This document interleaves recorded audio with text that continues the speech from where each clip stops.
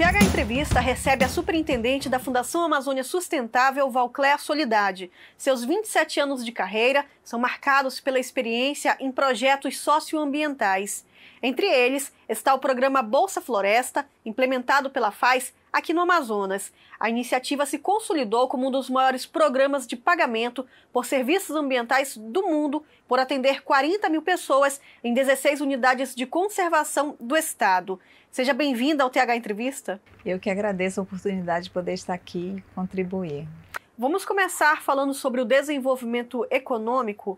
Conciliar essa questão com a conservação ambiental na região amazônica ainda faz parte de uma realidade distante? Esse equilíbrio é de fato possível? Bom, na realidade eu não vejo como uma realidade distante. Eu acho que a gente tem que olhar para isso como uma oportunidade, porque nós vivemos num bioma diverso, rico e com grande potencial, diversos produtos da sociobiodiversidade, e eu vejo que aí está a oportunidade, de fato, da gente desenvolver essas ações, fortalecer as pessoas que estão nesses territórios, e dessa forma você pode sim contribuir para que a gente possa não só implementar ações que vão gerar resultados positivos, mas especialmente fazer com que as pessoas que estão nesses territórios possam, de fato, continuar vivendo neles de forma sustentável e sobrevivendo daquilo que está em sua volta. Então, para mim, essa é uma realidade que não é distante, é possível sim, precisa nós, né, e incluo nisso não só como cidadão, mas como uma pessoa que trabalha numa organização que implementa ações nesse território, a gente direcionar melhor projetos e políticas públicas para este segmento. Então, a gente vê isso como uma possibilidade, uma realidade, e é para isso que nós estamos trabalhando nesses 16 territórios e agora ampliado mais para 28. Inclusive, a própria comunidade tem muitas ideias, tem muitos projetos e carece dessa atenção, de ter iniciativas que visem incentivar e dar o pontapé para que as comunidades desenvolvam essas ideias. Na realidade, assim, o Amazonas tem muita potencialidade. Vai desde a sua beleza cênica, quando a gente vai aqui, por exemplo, na RDS do Rio Negro, eu vou falar dos territórios onde a gente atua, porque para falar com realmente essa clareza e sabendo exatamente o que eu estou pontuando aqui. Em 2009, quando nós chegamos nesse território, a atividade das famílias era exploração madeireira. Com a criação da unidade de conservação no final do ano de 2008, é claro, eles tiveram que se adequar a novas regras, né? E só que a madeira lá não era legalizada. O que a gente perguntou para a comunidade? Porque é importante a gente perguntar o que a comunidade deseja. Porque e é importante que as pessoas saibam também, que os projetos, o sucesso ou não dos projetos, eles estão muito ligados àquilo que as pessoas querem fazer. Então nós perguntamos, o que vocês querem que nós como instituição aqui venha melhorar? A gente quer legalizar a atividade. Então, legalizamos, tivemos aí mais de 10 planos de manejo sendo legalizados, só que quando a Fundação Amazônia Sustentável constrói um espaço de educação numa dessas comunidades, as pessoas começam a visitar esse lugar, nasce uma nova possibilidade, que é o turismo, que até então era muito conhecido aqui embaixo no Lago do Acajatuba, mas na região mais para cima o turismo era inexistente. E hoje a gente vê que todas aquelas pessoas que trabalhavam na exploração madeireira hoje são guias turísticos, hoje tem pousada, e certamente o valor agregado a essa atividade tem gerado mais benefícios para a comunidade do que explorar a madeira. E aí o Roberto, que é um das pousadas no Rio Negro, que é a pousada do Seu Garrido, ele fala que no passado a maior paixão dele era derrubar a árvore, e hoje o amor dele é olhar para uma árvore e saber que ela pode ser vista pelo turista e que o valor disso é imensurável.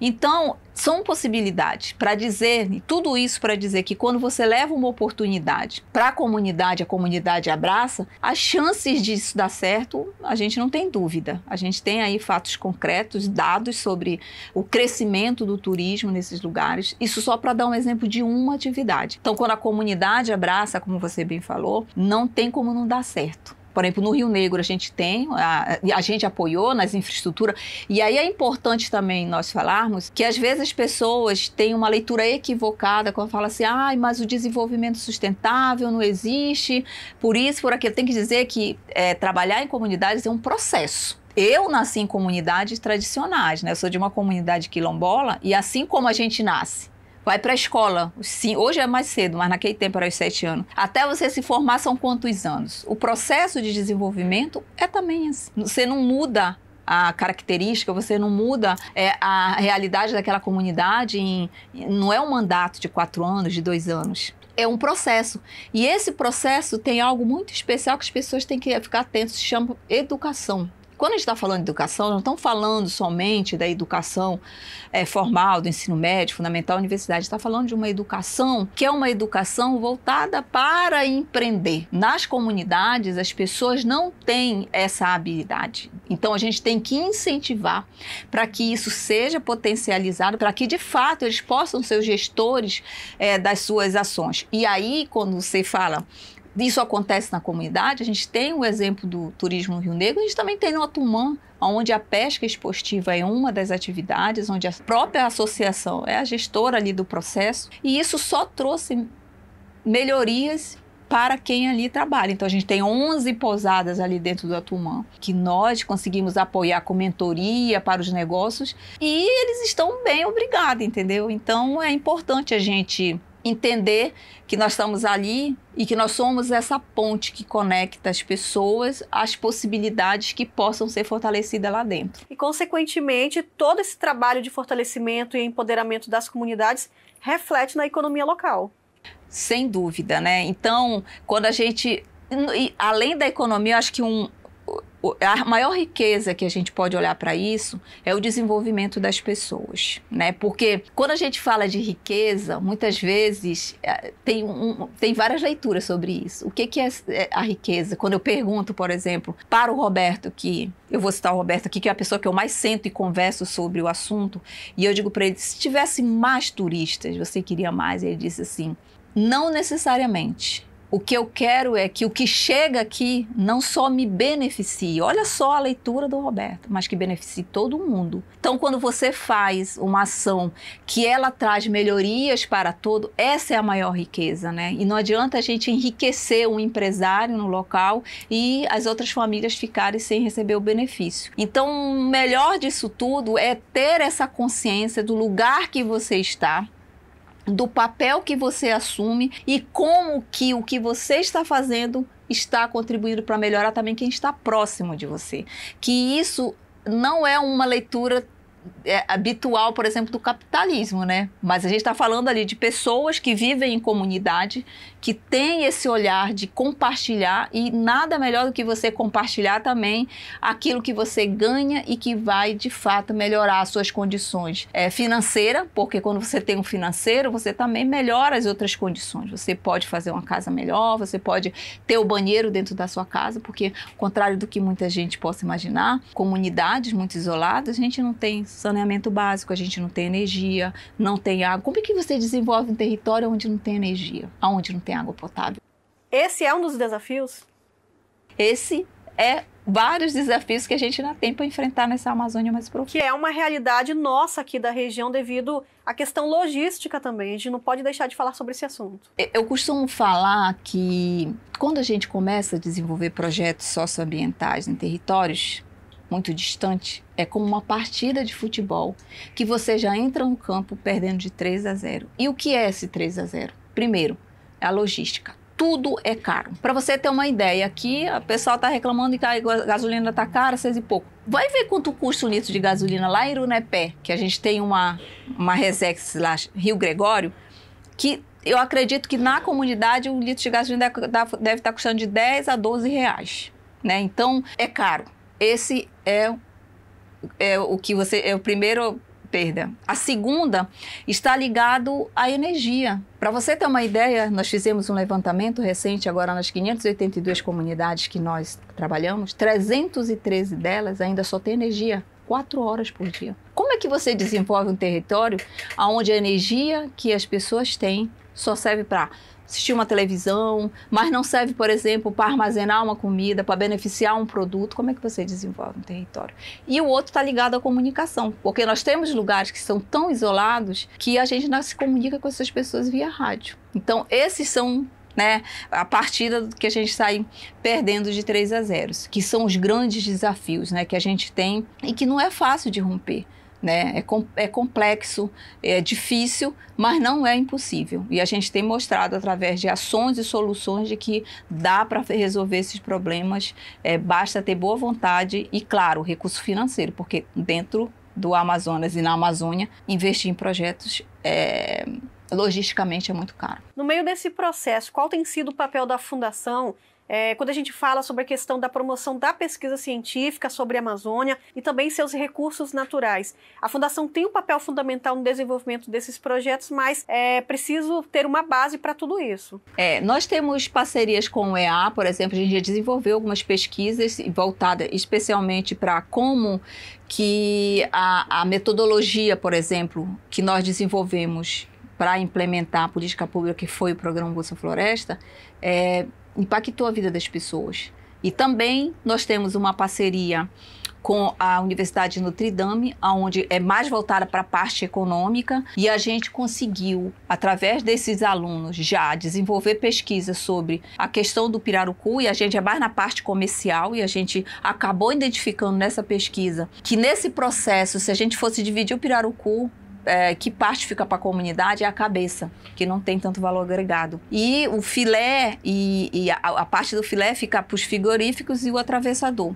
E qual é a mensagem que isso trouxe para nós? Que a gente precisava fazer um esforço no sentido de fato, estruturar esta cadeia produtiva para que esse valor fosse agregado a esse produto e gerasse um resultado maior para a comunidade. Então, no meio desse processo, o que é a pesquisa científica toda para a gente? Precisamos de investir em infraestrutura, capacitação e principalmente acesso ao mercado. Então nós tiramos ali o manejador que vendia o seu peixe lá no lago porque não tinha estrutura nenhuma a R$13,50 para hoje mais de R$12. Então todo mês a gente tem a Feira da Faz, onde os próprios manejadores vêm aqui para Manaus e vendem o peixe diretamente para o produtor. E a gente desenvolveu uma metodologia chamada Piraru Clube, que é o clube de alguns restaurantes que, pela questão ambiental e pelo conceito que o pirarucu vem do manejo, contrataram mensalmente uma quantidade X de pirarucu para que eles pudessem vender em seus restaurantes. Então, isso também passa por um processo de a gente trazer essa atividade como uma atividade que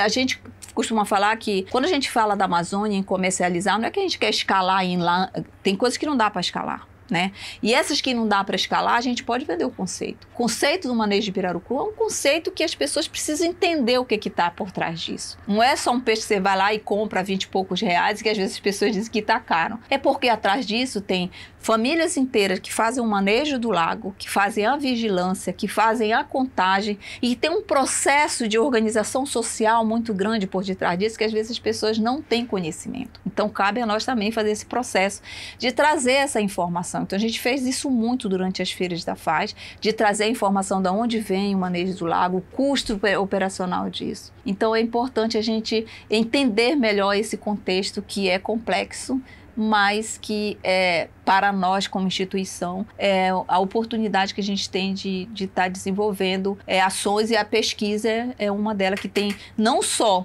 trazido para a gente uma resposta para aquilo que a gente enxerga como gargalo, mas para a gente também trabalhar algumas ações na comunidade, e assim a gente vai avançando.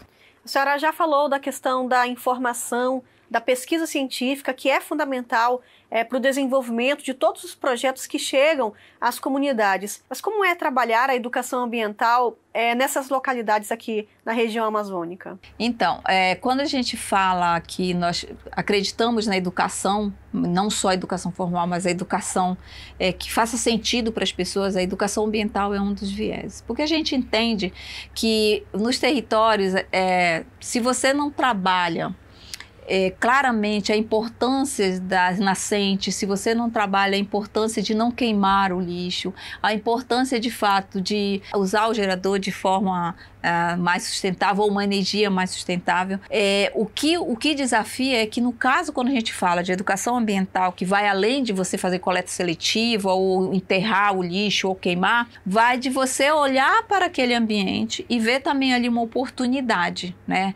E isso está muito enraizado naquilo que a gente desenvolve como ação. Quando lá em 2008, quando a gente começou as atividades, nós falávamos de mudanças climáticas e serviços ambientais, atrás, a gente já utilizava as sombras das árvores para dizer, olha, isso aqui é um serviço ambiental, porque a gente tem que levar uma linguagem que a comunidade entenda. Mas qual é a importância da gente também não jogar o lixo no rio? Começar a fazer um trabalho com as crianças, porque a gente entende que a gente precisa, né, levar informação para também essa futura geração, que é quem vai, de fato, estar ali e vai ser a liderança, né? É desafiador em alguns lugares, a gente conseguiu com parceiros implementar ações de coleta seletiva, de trazer esse olhar para a comunidade, da importância de não jogar, por exemplo, lixo no rio, essa importância de enterrar algumas coisas, mas também de fazer a coleta e mandar para cá. O Piagaçu, a RDS do Piagaçu, é a unidade de conservação onde mais nós coletamos pilha. E aí, o que a gente fazia? A gente fizemos uma parceria com o dono do barco, ele trazia essa pilha, coletava e levava para um ponto de entrega que é aqui no Carrefour, que era um lugar onde a gente entregava. Mas a comunidade fazia esse trabalho. Então, quando você instiga a comunidade, quando você traz temáticas que são importantes e relevantes, a comunidade também participa e abraça. É desafiador pela logística, mas aonde é possível e a gente faz. Dentro disso, o potencial do pagamento por serviços ambientais ainda é subaproveitado no Amazonas? Como isso tem contribuído para o que a gente chama de nova economia da floresta? Olha, é importante entender que as pessoas, e existe a fase 2008 começa a implementar, como você introduziu, a política que é do Estado, é importante dizer isso, a política é do Estado, a FAES era uma organização que era envolvida na implementação e a gente foi envolvido e assumiu isso até março do ano passado. O ano passado o governo do Estado retoma e assume a política pública do Estado, a FAES participou do edital e ganhou esse edital para implementar e ele expandiu de 16 para 28, mas muito mais importante, que às vezes as pessoas acham que o recurso que chega para o comunitário é pequeno, mas é importante lembrar que não é só isso que chega lá, porque o pagamento por serviços ambientais ele vai além do que cada família recebe na conta. Ele chega em forma de água potável, ele chega em forma de beneficiamento da produção, de infraestrutura comunitária, de reforma de escola, de projetos voltados para saúde da criança, teleatendimento. Então, isso é uma possibilidade. O que é? Você está, de fato, fazendo com que as políticas públicas que as pessoas têm direito nesse país, de saúde e educação, chegue de fato na ponta. E às vezes não chega, não é porque o Estado não quer, enfim, é porque ele não tem a capacidade, muitas vezes, nem equipe suficiente para chegar nos lugares mais distantes. E tem lugares, que são realmente caros, né? Chegar até lá. Então, vou te dar um exemplo de lugares que as pessoas perguntam para a gente, por que a gente já trabalha no lugar? É a RDS do Cujubi. Cujubi é a maior unidade de conservação do estado, tem mais de 12,5 milhões de hectares, vivem lá 37 famílias. Para sair daqui de Manaus e você ir no Cujubi, para fazer qualquer ação, você não gasta menos de R$15 mil. Ou você vai e faz tudo que tem que fazer lá, água, saúde, educação, e não pode esquecer um prego, porque o mesmo preço que você vai pagar para levar um monte de coisa, ela levar um prego. Então, as pessoas perguntam, mas vocês estão lá por quê? É tão distante, tão caro. Sabe por quê? Em 2008, quando nós chegamos lá, 97% das famílias eram analfabetas, porque eles moravam isolados. Quando nós chegamos lá, a única assinatura que tinha era o dedão. Quando nós construímos uma vila, montamos uma escola e hoje a gente vê a assinatura das pessoas, só quem sabe o que é isso pode imaginar o valor. Então a gente está falando de preço, a gente gasta muito para chegar lá. Mas qual é o valor de alguém que aprende a ler e escrever? É como um cego que nunca viu nada. Então é essa resposta que a gente dá, que a gente vai em lugares difíceis e que esse é o nosso papel, de solucionar aquelas situações que são mais críticas ainda, né? Então, essa é a resposta. Vamos sair um pouquinho da realidade local e indo para um cenário nacional, até porque tem muitas discussões que acontecem com impacto direto na região amazônica. A FAES tem participado no âmbito político das discussões em torno da regulamentação do mercado de carbono aqui no Brasil. Qual o potencial do Amazonas e da Amazônia neste mercado? A FAS, em 2008, a gente já tinha um projeto sobre carbono, que é do Juma, né, que foi, inclusive, validado, né, trouxe essa experiência de fato, e o mercado era voluntário, não tinha toda a legislação que ainda está se construindo, e a gente conseguiu mostrar que é importante e é possível reverter isso tudo em recurso financeiro e benefícios para a comunidade, né? Foi o que, de fato, nós fizemos. A FAS tem sido convidada não só a nível, pela experiência, né, nacional e internacional, de participar dos debates e contribuir com essa experiência que nós tivemos no Juma e temos ainda, porque o projeto ainda está válido. E a gente acredita que tem sim um potencial muito grande. O Estado tem unidades de conservação aí que muito conservadas. O Cujubê é um exemplo disso, né? Se a gente for analisar, são 2,5 milhões de hectares praticamente intactos, né? Fora as outras unidades, e a gente consegue ver, de fato, se houver uma discussão sobre isso agora mais aprofundada, que é o que está em voga, né, a discussão do crédito de carbono, mas é importante também ter muita clareza de como esse recurso vai ser direcionado e como que as pessoas que estão nesses lugares, que conservam esses territórios, elas serão beneficiadas. Então, existe sim essa possibilidade, isso é algo muito real sobre isso se transformar numa economia importante para o Estado e estabelecer regras claras disso. Eu acredito que vai gerar, sim, eu sempre, né, defendi isso, uma outra economia que vai se contrapor muito ao modelo da Zona Franca de Manaus, que é, de fato, a gente poder enriquecer ou fortalecer mais o interior. Porque se Manaus está muito inchada de pessoas, é porque o interior ainda precisa uma economia pujante que, de fato, possa fazer com que as pessoas continuem e fiquem nos seus municípios, no território, fortalecer os municípios, porque a gente vê que ainda tem muitas ações que precisam ser aprimoradas no município, com uma saúde, com uma qualidade melhor, um atendimento melhor, para que as pessoas, de fato, possam estar e ficar ali, né? Então, a FAS tem contribuído nessa discussão e, inclusive, nós, como instituição, participamos do conselho, né, do conselhão da Presidência da República, onde esses assuntos são sempre discutidos, né? E nós estamos aí para contribuir com a nossa experiência e olhar para isso de uma forma que a gente enxerga que é uma realidade, não é uma possibilidade, porque a gente já implementou o projeto de crédito de carbono em unidade de conservação e a gente viu que isso gerou resultados bem positivos. É importante a gente pontuar aqui que as mudanças de gestões sempre trazem muitas expectativas, que é normal. Como que a senhora analisa a abordagem do atual governo federal em relação às questões ambientais, climáticas, se comparado à gestão anterior? A gente observa que as discussões se retomaram. Isso é importante, especialmente quando a gente olha para os biomas, né? Eu recentemente lendo sobre os biomas, a gente percebe, por exemplo, que o cerrado hoje está sendo até mais atacado do que o bioma amazônico, mas a gente entende que nos últimos anos houveram umas perdas muito grandes, né, com relação à questão, não só voltada para a fragilização do comando e controle dos órgãos, como também, de uma certa forma, um não direcionamento ou um fortalecimento daquilo que a gente considera que é essencial para a proteção dos territórios, né? Então, a gente vê hoje essa discussão de novo reacendendo, a participação dos movimentos, né, sociais muito presentes nisso, de todas as áreas. Você vê aí no governo pessoas que são dos territórios, né, como a gente vê Marina, que tem experiência aí na questão ambiental, a questão também da valorização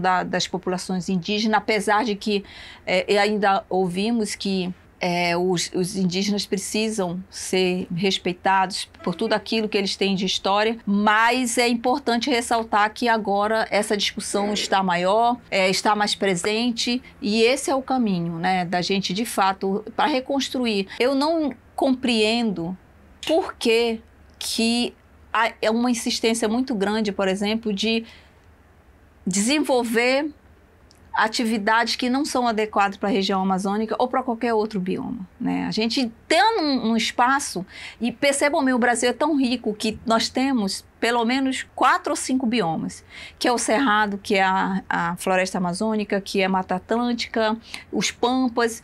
E a gente sabe que somos tão ricos que temos 4 biomas diferentes e as pessoas ainda não entenderam que cada um tem a sua riqueza. A gente pode muito bem produzir onde já tem degradação, onde já houve desmatamento e não precisamos desmatar mais para produzir. A Amazônia não é lugar adequado para monocultura, né? Porque o nosso solo é pobre, né? Mas a gente tem uma diversidade muito grande e à nossa disposição.